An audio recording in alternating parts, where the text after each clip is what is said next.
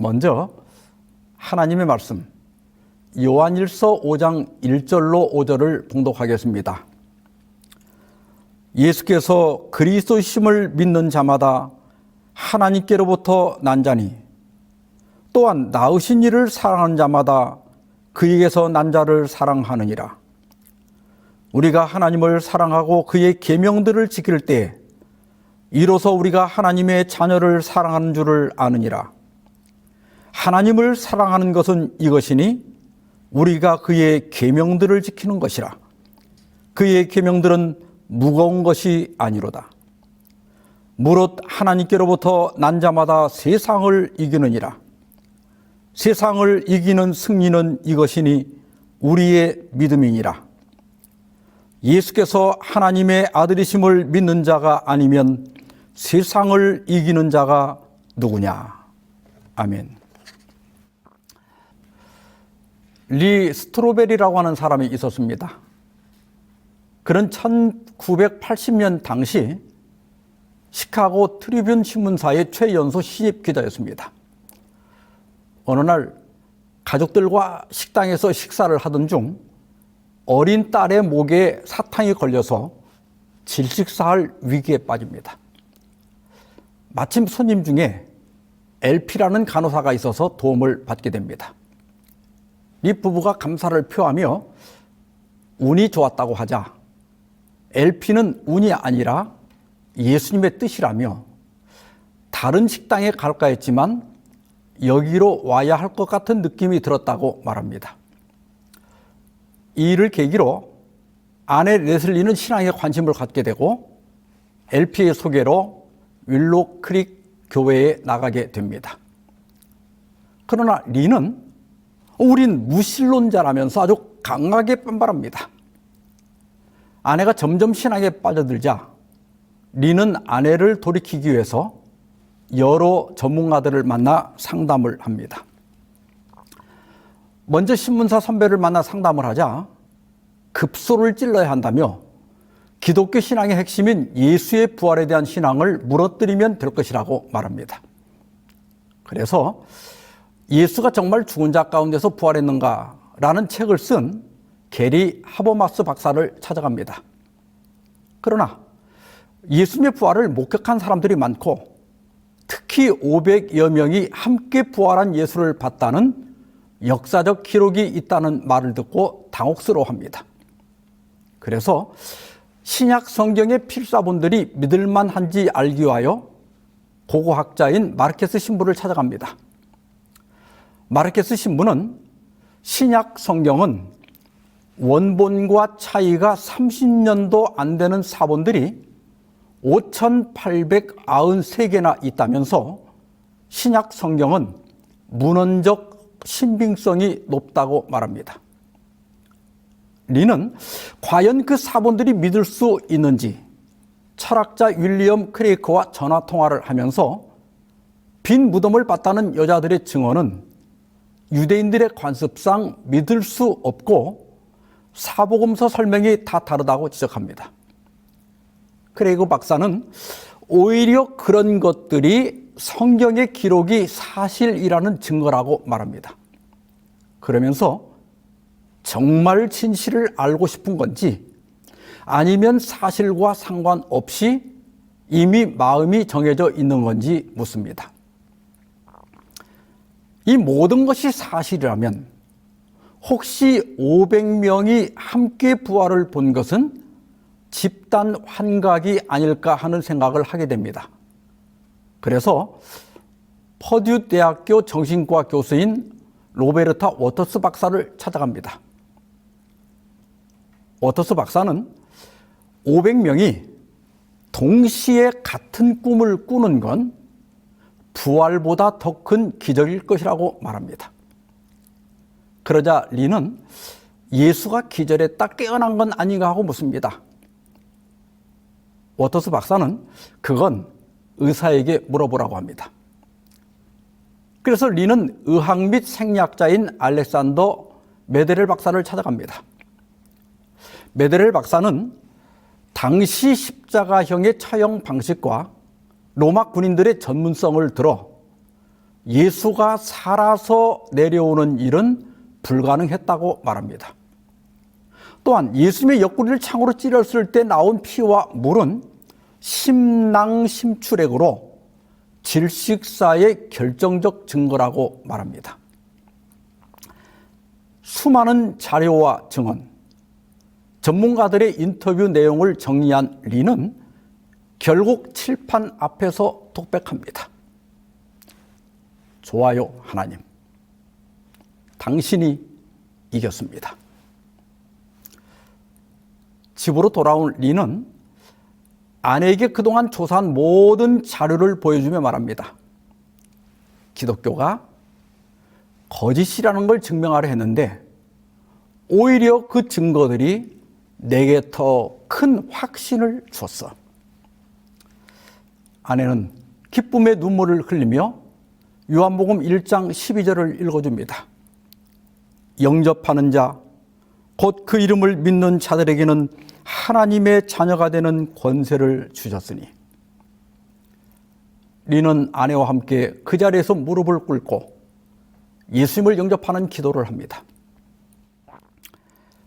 3개월 후 리는 신문사 부장에게 자기 경험을 1인칭 특집 기사로 신문에 싣고 싶다고 하자 부장은 회사 신뢰도를 떨어뜨린다며 거절합니다. 집에 돌아와서 아내에게 이야기를 하자 아내는 기사 대신 책을 써보라고 제안합니다. 그렇게 해서 1998년에 The Case for Christ, 그리스도를 위한 변론이라는 책이 출판됩니다. 실화를 바탕으로 쓴 이 책은 베스트셀러가 되고 2017년 4월에 영화로 개봉되고 우리나라에서는 같은 해 8월에 예수는 역사다라는 제목으로 상영이 되었습니다. 실화를 바탕으로 만들어진 기독교 변증 영화이기 때문에 가족들과 함께 볼 것을 추천해 드립니다. 오늘 본문에서 사도 요한은 하나님께로부터 난 사람의 특징을 3가지로 말합니다. 첫째는 예수께서 그리스도이심을 믿는 것이고, 둘째는 하나님에게서 난 사람, 즉 나와 같이 거듭난 사람을 사랑하는 겁니다. 셋째는 믿음으로 세상을 이기는 겁니다. 그러니까 오늘 본문의 주제는 믿음, 사랑, 승리라고 할 수 있습니다. 거듭난 사람의 첫 번째 특징은 예수께서 그리스도이심을 믿는 겁니다. 이 설교를 듣고 있는 여러분은 아마 대부분 그렇게 믿고 계실 겁니다. 예수님을 믿고 교회에 다니는 것이 별것 아닌 것 같아도 그것은 엄청난 기적입니다. 그것이 왜 기적인지는 전도를 해보면 압니다. 한 사람을 인도해서 교회에 앉히는 일이 얼마나 힘든 일입니까? 예수님이 지상에 계실 때도 예수님을 믿지 않는 사람들이 많았습니다. 심지어 침례 요한도 제자를 보내 오실 그이가 당신입니까? 우리가 다른 일을 기다릴까요? 하고 물었습니다. 예수님이 고향 나사렛에 가서 회당에서 가르치시자 고향 사람들이 놀라며 이 사람의 이 지혜와 이런 능력이 어디서 났느냐며 예수님을 배척했습니다. 예수께서 가버나움에 있는 베드로의 집에 갔을 때 예수님의 친척들이 예수님을 붙잡으러 왔는데 그 이유는 그가 미쳤다고 생각했기 때문입니다. 또한 유대인들은 예수께서 나와 아버지는 하나라고 하시자 돌을 들어 치려고 했습니다. 그리고 예수께서 십자가에 달리셨을 때는 군중들이 네가 만일 하나님의 아들이어든 자기를 구원하고 십자가에서 내려오라고 조롱했습니다. 당시 사람들은 직접 보고도 믿지 않았습니다. 그러므로 여러분, 예수님을 믿는 것은 기적 중의 기적입니다. 믿고 싶어도 안 믿어지는 사람도 있습니다. 오래전에 제가 전도사 시절에 한 여집사님이 남편을 인도하려고 교회에 데려왔습니다. 한 두어 달 교회를 다녔지만 여전히 회의적이었습니다. 한 번은 저와 성경 공부를 하는데 자꾸 꼬투리를 잡고 그러니까 옆에서 듣던 집사님이 열불이 나서 남편과 말다툼이 벌어졌습니다. 그래서 집사님을 좀 잠깐 나가 있으라고 하고 남편에게 말했습니다. 선생님, 믿음은 선택입니다. 아내가 저렇게 간절히 원하는데 한번 믿어보시죠. 그러자 그 남편은 저도 믿고 싶습니다. 그런데 안 믿어지는 걸 어쩝니까? 이러는 거예요. 그렇습니다. 믿고 싶어도 안 믿어지는 분이 있습니다.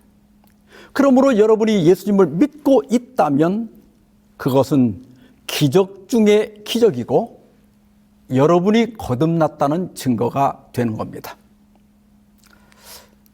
그런데 왜 믿어지지가 않을까요? 고린도전서 2장 14절입니다. 육에 속한 사람은 하나님의 성령의 일들을 받지 아니하나니 이는 그것들이 그에게는 어리석게 보이며 또 그는 그것들을 알 수도 없나니 이러한 일은 영적으로 분별되기 때문이라. 여기 육에 속한 사람은 세상적인 가치관과 욕망에 따라 살아가는 사람을 말합니다. 이런 사람들은 눈에 보이는 것, 들을 수 있는 것, 만질 수 있는 것, 그리고 자신이 이해할 수 있는 것만 믿고 받아들입니다. 그러나 세상에는 우리가 보고 듣고 만지고 이해하는 것만 존재하는 것이 아닙니다. 저는 얼마 전 유튜브에서 아주 흥미로운 영상을 보았습니다. 어머니의 생일을 맞아 가족들이 모였는데 어머니가 아들 브라이언에게 안경을 선물하는 겁니다. 브라이언은 태어날 때부터 정록색약으로 빨강색과 초록색을 구별하지 못하는 생명이었습니다. 브라이언은 어머니가 선물한 보정 안경을 쓰고 이 세상에 태어나 처음으로 아름다운 색깔들을 봅니다. 그리고 주체할 수 없는 감정에 흐느낍니다. 보통 RGB 색상 모델에서는 빨강, 초록, 파랑 세 가지 기본색을 조합하여 약 1680만 가지 색을 만들 수 있습니다. 그런데 우리가 눈으로 볼 수 있는 색깔은 150에서 200가지 정도라고 합니다. 브라이언은 선천성 생명이었기 때문에 이런 다양한 색깔을 보지 못했습니다. 그러나 그가 보지 못한다고 해서 그런 색깔이 없는 것은 아닙니다. 색깔은 다 존재하고 있지만 자신의 눈의 결함 때문에 보지 못했던 겁니다. 육에 속한 사람들이 그렇습니다. 그런 분들은 하나님의 성령의 일을 보지도 듣지도 경험할 수도 없습니다. 우리 마음에 속삭이는 성령의 음성을 듣지 못하고 자신의 죄됨을 깨닫지 못합니다. 자신이 구원받아야 할 필요성도 느끼지 못하고 죄를 책망하시는 음성도 듣지 못합니다. 그리고 하나님의 뜻을 따르도록 격려하시는 음성도 들을 수 없습니다. 육에 속한 사람에게는 그런 것들이 다 어리석게 보입니다. 하나님의 부르심, 회개, 용서, 믿음, 거듭남, 구원, 사랑, 소망, 은혜, 자비, 영생, 이 얼마나 아름다운 색깔들입니까? 이 얼마나 은혜롭고 감동적인 단어들입니까? 그러나 육에 속한 사람들은 그것들을 보지 못합니다. 그래서 엘렌 화이트는 이렇게 말했습니다. 성경에는 믿음을 하나님의 선물이라고 하였다.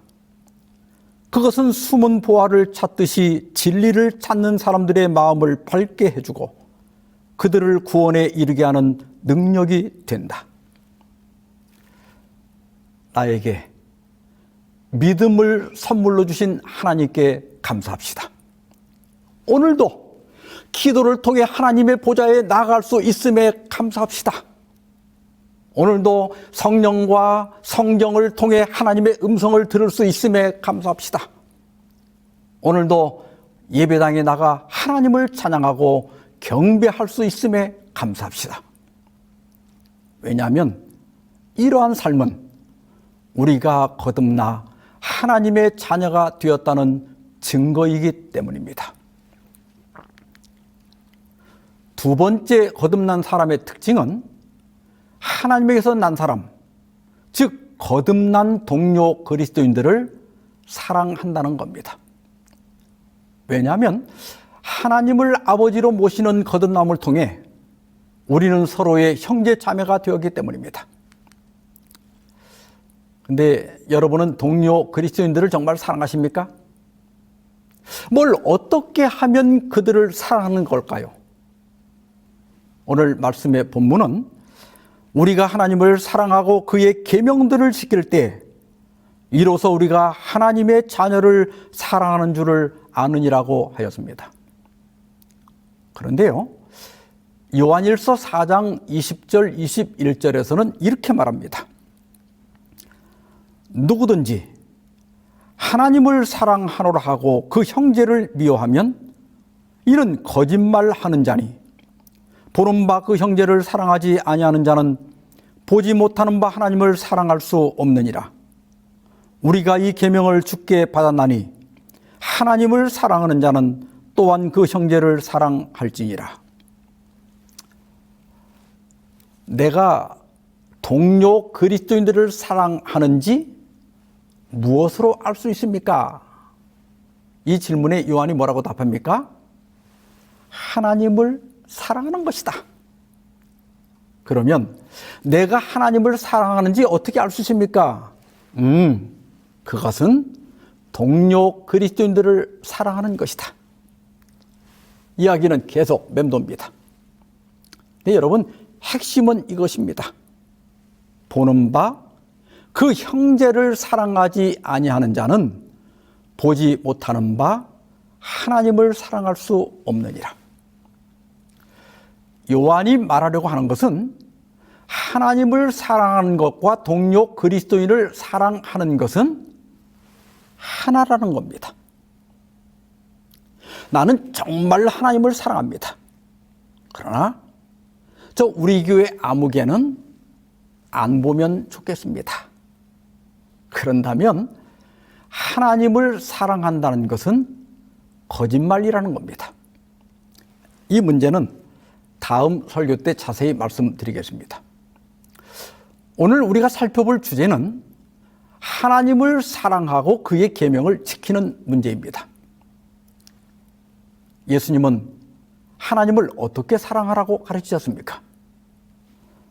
마가복음 12장 29절 30절입니다. 예수께서 대답하시되 첫째는 이것이니 이스라엘아 들으라. 주 곧 우리 하나님은 유일한 주시라. 내 마음을 다하고 목숨을 다하고 뜻을 다하고 힘을 다하여 주 너의 하나님을 사랑하라 하신 것이요. 이 말씀은 이스라엘 백성들이 가정이나 성전에서 예배를 드리면서 매일 고백하는 이스라엘 쉐마의 한 부분인 신명기 6장 5절을 인용한 겁니다. 여기 마음은 인간의 내적 혹은 정신적 본질을 가리키고 목숨은 육체적 생명을 의미합니다. 뜻은 전 인격을 의미하고 힘은 육체와 정신적 모든 능력을 가리킵니다.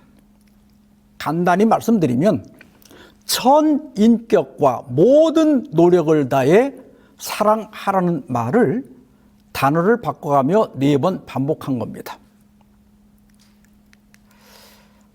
왜 우리가 이렇게까지 하나님을 사랑해야 합니까? 지난 2022년에 장기를 교환 이식하는 역사적인 수술이 미국의 한 병원에서 있었습니다. 알리아나라고 하는 19살 소녀가 있었는데 엄마가 수년 동안 신장 투석을 받아왔고 이제 남은 시간이 얼마 없었습니다. 자신의 신장을 주고 싶었지만 유전적인 문제로 불가능했습니다. 그래서 그는 여러 병원에 전화를 걸어 자신이 간을 기증하는 대신 신장을 기증받을 수 있는지 알아보았습니다.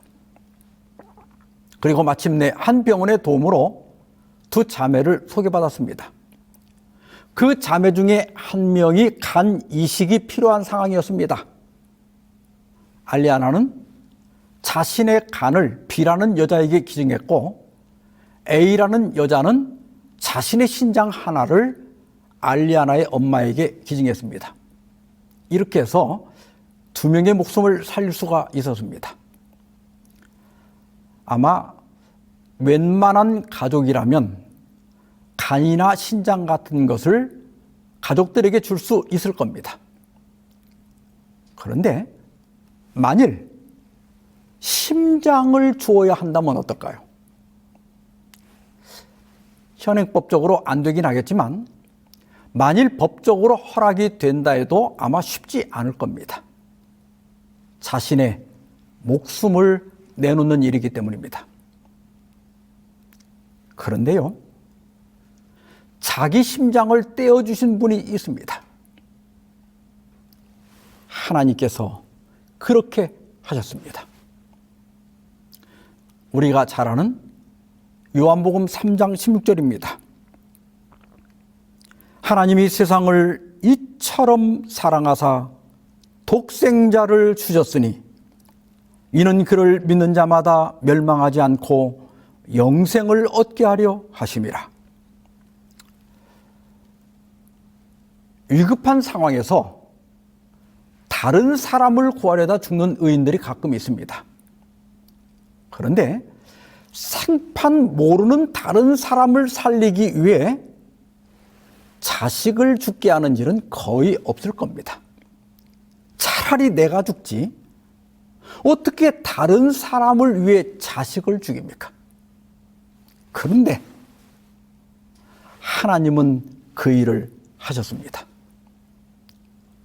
하나님이 세상을, 아니 나를 이처럼 사랑하사 독생자를 주셨습니다. 이런 사실을 진정으로 깨닫는다면 마음과 뜻과 힘을 다해 하나님을 사랑하지 않을 수가 없을 겁니다. 그러면 어떻게 하는 것이 하나님을 사랑하는 걸까요? 요한은 이렇게 말합니다. 하나님을 사랑하는 것은 이것이니 우리가 그의 계명들을 지키는 것이라. 그의 계명들은 무거운 것이 아니로다. 첫 구절은 아멘입니다. 우리가 하나님을 사랑한다면 그분의 계명을 지켜야지요. 그런데 두 번째 구절이 문제입니다. 뭐라고요? 그의 계명들은 무거운 것이 아니로다. 이 말씀 맞습니까? 여러분, 계명을 지키는 것이 쉽습니까? 아닙니다. 절대 아닙니다. 그래서 우리 모두 율법이나 심판 이야기를 별로 좋아하지 않는 거 아닙니까? 창세기 29장 20절입니다. 야곱이 라헬을 위하여 7년 동안 라반을 섬겼으나 그를 사랑하는 까닭에 7년을 며칠같이 여겼더라. 야곱이 처갓집에서 7년 동안 머슴살이를 했는데 그 7년을 어떻게 여겼다고요? 며칠같이. 이게 가능합니까? 7년을 70년같이 여겼다가 맞지요. 그런데 야곱은 어떻게 가능했습니까? 라헬을 사랑하는 까닭에. 우리가 십계명을 지키는 것이 어렵고 힘든 것이 사실입니다. 어쩌면 불가능한 일입니다.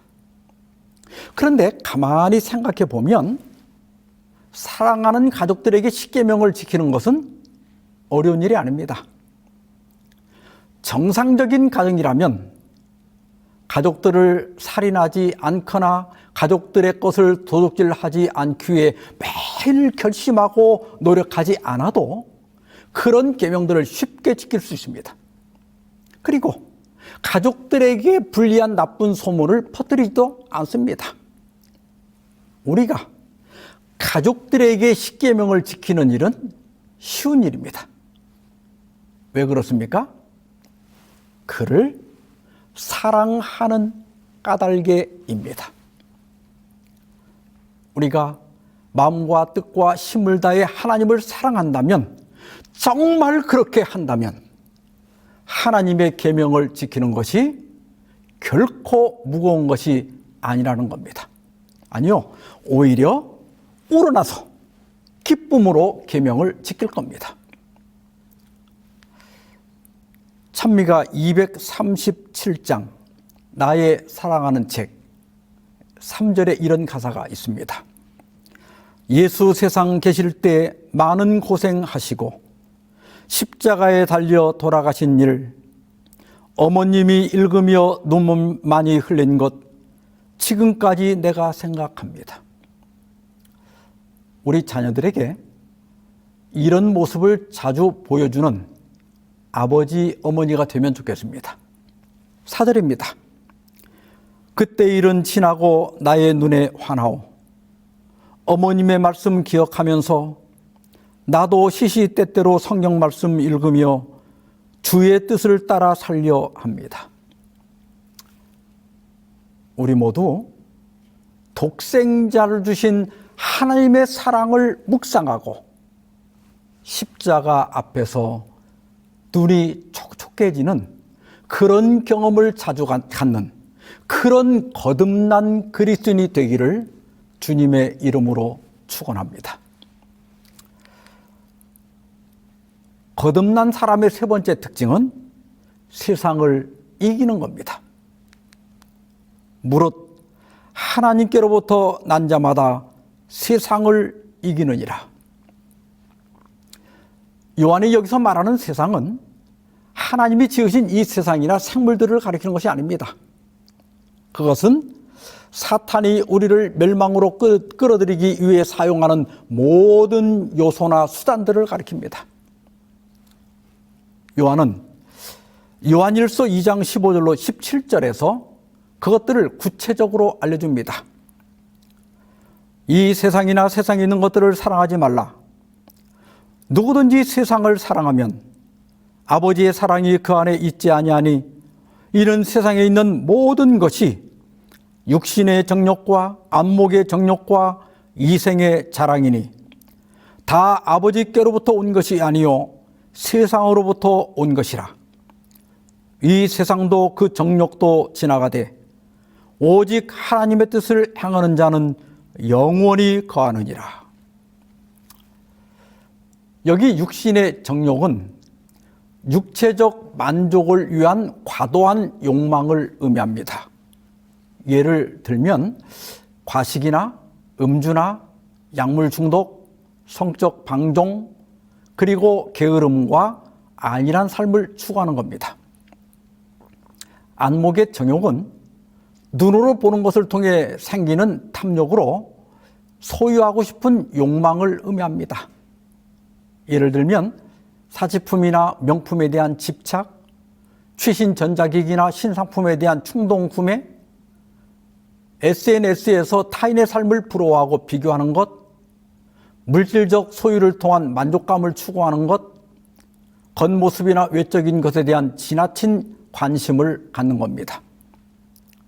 세 번째로 이생의 자랑은 세상적인 성공과 지위, 명예에 대한 교만한 마음을 의미합니다. 예를 들면 학벌이나 직위로 다른 사람을 무시하는 태도, 재산이나 사회적 지위를 자랑하는 것, 자신의 성공을 과시하는 행동, 지식이나 능력을 내세워 교만해지는 것, 타인의 능력과 칭찬에 지나치게 집착하는 것 등을 들 수 있습니다. 요한은 이것들이 얼마나 매력적인 것인지 알기 때문에 그것들을 경계하고 그것들에 유혹하는 힘에 대항하라고 말합니다. 우리가 이런 것들을 어떻게 이길 수 있습니까? 세상을 이기는 승리는 이것이니 우리의 믿음이니라. 예수께서 하나님의 아들이심을 믿는 자가 아니면 세상을 이기는 자가 누구냐? 무엇으로 이길 수 있다고요? 바로 우리의 믿음입니다. 뛰어난 지식도 학위도 어떤 직분도 아닙니다. 오직 예수 그리스도에 대한 우리의 믿음입니다. 찬미가 61장, 눈을 예수께 돌려, 이 찬미 잘 아시죠? 이 찬미를 작사 작곡한 헬렌 레멜은 영국에서 태어나 어린 시절에 미국으로 이주했습니다. 그녀는 뛰어난 성악가였고 시애틀의 바이블 트레이닝 스쿨에서 음악을 가르쳤습니다. 그녀가 60세쯤 되었을 때 점점 시력을 잃어가고 있었습니다. 어느 날 선교사였던 릴리안 트로트가 쓴 작은 책을 읽던 중에 그대가 하나님의 영광을 바라본다면 다른 모든 것들은 희미해질 것이다 라는 글의 영감을 받아서 이 찬미를 작사했습니다. 눈을 예수께 돌려 그 얼굴을 주목하라. 그의 영광스러운 광채에 세상 영화는 사라지네. 우리가 육신의 정욕과 안목의 정욕과 이생의 자랑에서 승리하는 비결은 그것들을 참고 억누르고 피하는 것이 아니라 오직 예수님을 바라보는 데 있습니다.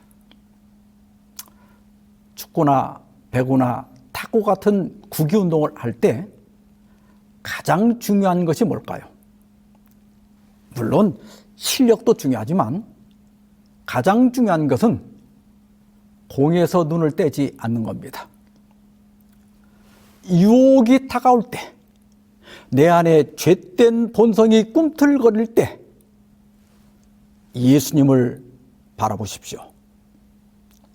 눈을 예수께 돌려 그 얼굴을 주목하라. 그의 영광스러운 광채에 세상 영화는 사라지네. 기도하십시다. 자비로운 하나님 아버지, 오늘 우리가 예수님을 그리스도로 믿음으로 하나님의 자녀로 거듭난 것을 확신하게 하시니 감사합니다. 세상을 이처럼 사랑하사 독생자를 주신 하나님을 사랑하오며 저희로 주님을 향한 사랑 안에서 우러나 계명을 지키며 순종하는 삶을 살게 하여 주시옵소서. 또한 우리의 본성이 악하고 사탄의 유혹이 많은 세상에서 눈을 예수께 돌려 믿음으로 승리하는 삶을 살게 하여 주시옵시기를 우리 주 예수님의 이름으로 기도하옵나이다. 아멘.